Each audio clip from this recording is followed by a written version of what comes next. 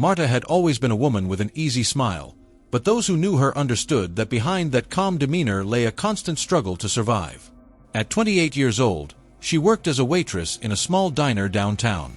The place was simple, with worn wooden tables, checkered tablecloths, and a constant smell of fresh coffee and buttered toast. But that's where Marta spent most of her days, serving customers with dedication and patience. She hadn't chosen to be a waitress out of passion. It was what she managed to find to support her 6-year-old daughter, Anna. Anna's father had disappeared the moment he learned about the pregnancy, and Marta, even without support, decided to move forward. Her life revolved around ensuring the essentials for her daughter: food, education, and a home, even if it was small and modest. The difficulties were many. Marta lived in a one-room apartment with damp-stained walls and a view of a narrow alley. The bills piled up constantly, and the waitress's salary barely covered the basics. Still, she never complained. She always told Anna, "We may not have much, but we have each other. And that's all that matters." Anna was the reason Marta got up every day. The girl, with her big, curious eyes, dreamed of becoming a teacher. Marta, in turn, dreamed of giving her daughter a life she had never had herself. At the diner, Marta was beloved by the customers. Many regulars appreciated her not just for her efficiency but for the kind and warm way she treated everyone. One of those customers was Mr. Alvaro. Mr. Alvaro was an enigmatic figure to everyone who frequented the diner, but to Marta, he was especially intriguing. His routine was meticulous. He always arrived at the same time, sat at the same table, and placed the same order. During the few minutes he spent in the diner, he read a neatly folded newspaper with great attention, avoiding any interaction beyond a polite nod or a brief thank you when Marta served his coffee. Despite his discretion, there was something about his demeanor that caught Marta's attention. He was courteous but distant, as if he carried a weight that separated him from the world around him. The way he stared out the window, lost in thought, suggested that although he was physically present, his mind was somewhere else, perhaps in a past he preferred not to share. The other diner employees joked about him, calling him the tip man. Not because he talked much, but because, without fail, he always left a generous tip. To Marta, those tips weren't a laughing matter but something to be grateful for. Often, they were enough to buy the milk or medicine Anna needed. Unintentionally, Marta began paying closer attention to him. She noticed he never used a cell phone, something rare these days. His worn leather briefcase, which he always carried, seemed to contain important documents or something of great value, as he always kept it within arm's reach. Once, she saw that he carried an old photograph, seemingly of a family, but he quickly put it away when he noticed her gaze. "That man has a very lonely life," Marta commented to Clara, her co-worker. "Or maybe he's running from something, huh? Who walks around with a briefcase like that and such a serious face?" Clara replied jokingly. Marta laughed, but she couldn't ignore the feeling that Mr. Alvaro carried more than papers in that briefcase. There was something greater, regrets, perhaps, or painful memories he couldn't erase. She began to realize that Mr. Alvaro wasn't just a mysterious customer. He was someone who seemed to be searching for something, though it was still impossible to say what. What Marta didn't know was that she was about to discover that he was observing her just as much as she was observing him, and that his presence there was more than just a simple habit. That very day, he looked directly at her for the first time when paying the bill. "You seem like a good person, Marta," he said unexpectedly, leaving her disconcerted. "I'm just doing my job, sir," she replied humbly. He simply smiled, said nothing more, and walked out the door with his leather briefcase. The day passed like any other Tuesday. The diner was busy, with customers coming and going, the sound of dishes being stacked, and orders being written down. Marta ran back and forth, serving tables and balancing trays, when she saw Mr. Alvaro enter through the door.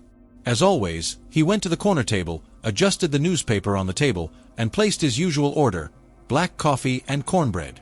Marta served him with a smile, but noticed he was more distracted than usual. He seemed nervous, frequently checking his watch and drumming his fingers on the table. When he finished his coffee, Mr. Alvaro left his generous tip and hurried out, almost bumping into a customer on his way out. It was only after the diner quieted down that Marta noticed. The leather briefcase he always carried was still there, resting against the chair. Her heart raced. Mr. Alvaro never separated from that briefcase.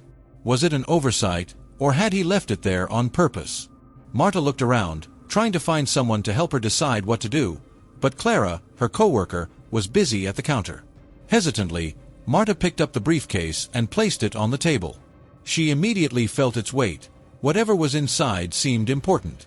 Curiosity was overwhelming, but she knew she shouldn't open it.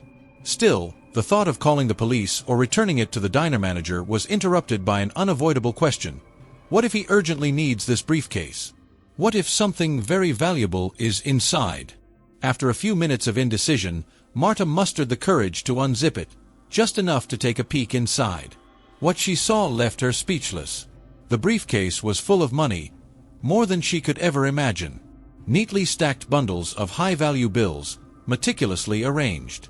She had never seen so much money in her entire life. Her hands began to tremble, and she looked around, making sure no one else had noticed what was there. Immediately, a whirlwind of thoughts overwhelmed her mind. Why would he carry so much money like this? Is it something illegal? If someone finds out I saw it, will I get into trouble? But above all, another question echoed. What should I do? Marta quickly closed the briefcase, as if afraid someone might see its contents, and hid it under the counter at the diner. Her heart was still racing, and she barely managed to finish her shift. Her eyes kept darting back to the briefcase as she tried to decide what her next move should be. That night, Marta couldn't stop thinking about the briefcase. After finishing her shift, she was the last to leave, and with the briefcase in hand, she walked home more slowly than usual, her thoughts spinning with everything that money could mean. The short walk between the diner and her apartment felt endless that night. She thought about the overdue bills piled on the kitchen table, the nearly empty fridge, and Anna's hopeful gaze, always confident that her mother would find a way to fix everything. With this money, I could change our lives, Marta thought. The possibilities were tempting. She could pay rent in advance, buy quality food, enroll Anna in a better school, and maybe even start her own business. It wouldn't be stealing, right? He left the briefcase at the diner, and she found it. Maybe it was fate giving her a unique opportunity. But at the same time, another voice echoed in her mind. You know this money isn't yours, Marta. He trusts you. He's a lonely man but polite, and he's never been rude or dishonest with you. When she got home, Anna ran to hug her as she did every day. Marta bent down, picked up her daughter, and felt the warmth of that sincere embrace. Mom, did you bring bread? Anna asked, smiling. I did, sweetheart, Marta replied, leaving the briefcase on the floor by the door. She looked at her daughter while warming up dinner. Anna was everything to her, and the thought of securing a better future for the little girl made Marta's heart ache. But what if taking that money turned out to be a mistake that ruined everything? After putting Anna to bed, Marta sat at the kitchen table, staring at the briefcase. The dim light of the lamp illuminated the object, which seemed to grow heavier the more she thought about the consequences. Her mind was torn. Part of her said to keep the money and solve her problems, but another part insisted on returning it. Then she made her decision. Marta knew that her honesty and character had always been her greatest wealth. That was what she wanted to teach Anna, and she couldn't live with the weight of betraying her values. The next morning, Marta arrived at the diner early, briefcase in hand. Her heart was still racing, but the certainty that she was doing the right thing gave her strength. She knew that Mr. Alvaro would probably return at his usual time. And he did, as expected, walking through the door with his calm and reserved demeanor. As soon as she saw him, Marta walked over, holding the briefcase firmly. Mr. Alvaro, you left this behind yesterday, she said, extending the briefcase. Mr. Alvaro stopped and looked at her, his eyes reflecting an emotion Marta couldn't immediately decipher. He slowly took the briefcase, but he said nothing for a few seconds. When he finally spoke, his voice was softer than usual. Thank you, Marta. He sat at his usual table, as he did every day. Marta, still nervous, returned to the counter. She didn't know what to expect, but deep in her heart, she felt she had done the right thing. After returning the briefcase, Marta tried to resume her routine at the diner, but the image of Mr. Alvaro lingered in her mind. He seemed touched by her gesture, yet he maintained the same reserved air. She wondered if he realized how difficult it had been for her to return the briefcase, given everything she faced daily. While cleaning tables, Marta felt his eyes following her movements. He seemed to be watching, but not in an uncomfortable way. It was as if he were trying to understand something. When he finished his coffee, Marta approached to clear his plate. It was then that he finally broke the silence. "Marta, did you know what was inside the briefcase?" Her heart sped up, but she answered honestly, "Yes, sir. But I knew it wasn't mine. It wouldn't be right to keep something that doesn't belong to me."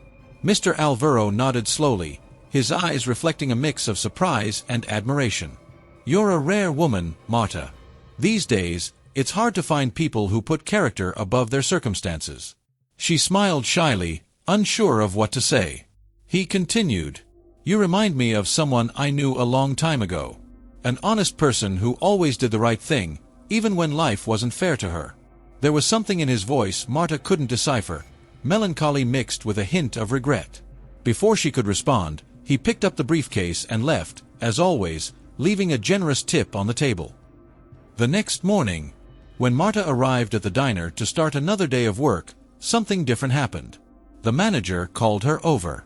"Marta, there's a man waiting for you at the usual table," he said, pointing to the corner. She looked and saw Mr. Alvaro sitting there, but this time he seemed different. There was something about his posture, a silent urgency. Marta walked over, both curious and nervous. "Marta, please sit down," he said, gesturing to the chair across from him. She obeyed, puzzled by the serious tone in his voice. He placed the briefcase on the table, and to Marta's surprise, he unzipped it right in front of her, revealing the money once again. Before she could say anything, he began to speak. "I left this briefcase here on purpose. I wanted to find someone like you. Someone honest who, despite having every reason in the world to take another path, chose to do the right thing." Marta was speechless. The revelation hit her like a shock. "But why?" she asked, still trying to process what he was saying. Mr. Alvaro leaned back in his chair, his face showing a mixture of exhaustion and relief. "Marta, I spent my entire life chasing money. Since I was young, my only concern was working, growing, accumulating more. And I succeeded. I achieved everything a man could dream of: houses, cars, overflowing bank accounts. But in the process, I lost what truly mattered." The rest continues Marta's realization, the lessons she learns, and how her honesty reshapes not only her life but Mr. Alvaro's as well. Let me know if you'd like me to finish translating the remaining sections right away. Continuing with the final sections. Mr. Alvaro paused, looking at the table in front of him as if consumed by memories. "My wife left me when our children were still young. She said she couldn't bear to live as if I were a stranger in her life. I thought she was exaggerating. After all, I was doing all of this for them, for our family. But I never understood that they didn't want the money. They wanted me." Marta listened intently, feeling the pain in his voice. It was as if, for the first time, he was unburdening himself of something he had carried for years. "When my children grew up, I tried to reconnect. But it was too late. They built their lives without me. They didn't see me as a father but as an absent man who, at best, sent checks at Christmas." He paused again, swallowing hard before continuing. "So here I am, an old man, with more money than I could ever spend, but no one to share it with. I thought money could bring happiness. But I've learned it only has value when it's used to do something good." Marta felt tears well up in her eyes. There was something deeply human about Mr. Alvaro's pain, and she realized he wasn't just offering money. He was offering himself a chance at redemption, trying to find purpose in what little he had left.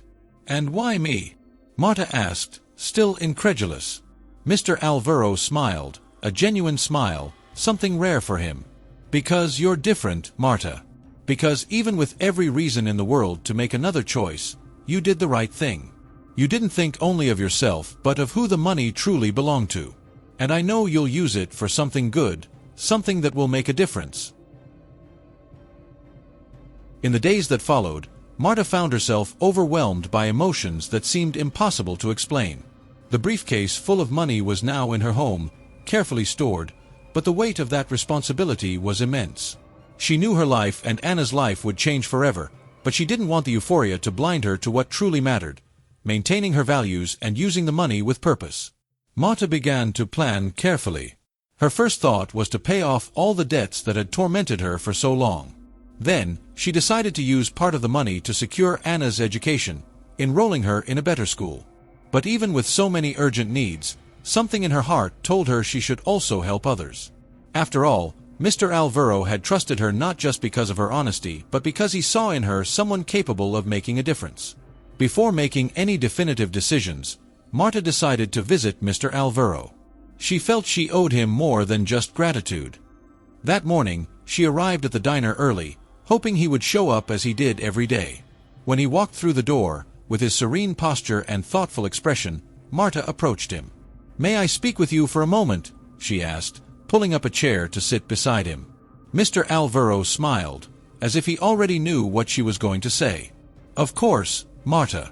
I'm here to listen." She began to speak, her voice filled with emotion. "I just wanted you to know that I'm planning everything carefully. I want to use this money to secure a better future for my daughter and also to help others. You've given me something I never imagined I'd have, but I feel that part of this responsibility is to give back the good I've received." Mr. Alvaro's eyes glistened, and he nodded slowly. "That only confirms what I already knew, Marta. You're the right person." He then held her hand for a moment, as if to emphasize the importance of what he was saying. "Just promise me one thing. Never lose what makes you who you are. Money can change many things, but it should never change someone's heart." Marta squeezed his hand in return, feeling the sincerity in his words. "I promise, Mr. Alvaro. I won't let you down." For the first time in years, Mr. Alvaro felt he had done something truly meaningful. Marta realized that, although the money could solve material problems, the greatest gift he had given her and Anna was his trust and the chance to prove that honest people still make a difference in the world. After this generous gesture, something changed not only in Marta's life but also in his.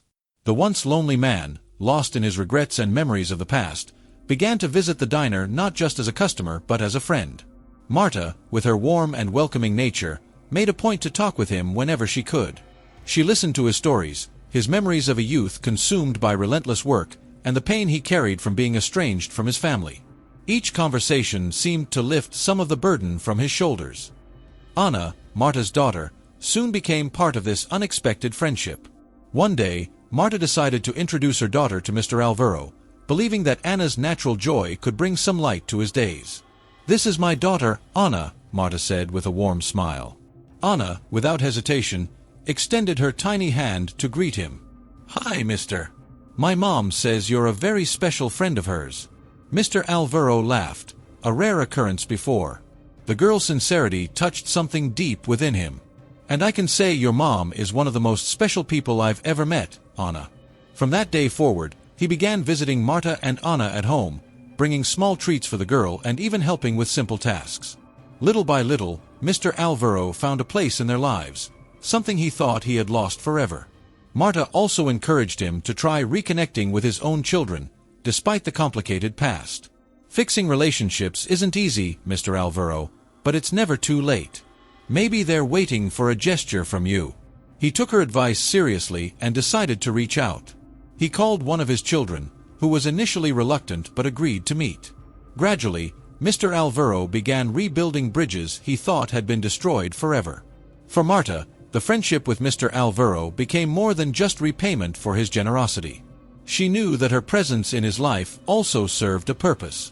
The once isolated and sorrowful man now had someone to share his stories with and, more importantly, a newfound joy in living. On Anna's birthday, Mr. Alvaro arrived with a cake bigger than any Marta had ever seen. "I hope this is enough for a party worthy of Princess Anna," he joked, as the girl hugged him excitedly. It was a scene no one could have expected, a man who once seemed so distant, now smiling and becoming part of a new family he had chosen for himself. In the end, Marta knew that while the money had changed her life in many ways, the friendship with Mr. Alvaro was the most valuable gift she and Anna had received. And for him, finding Marta and Anna had filled a void he once thought impossible to heal.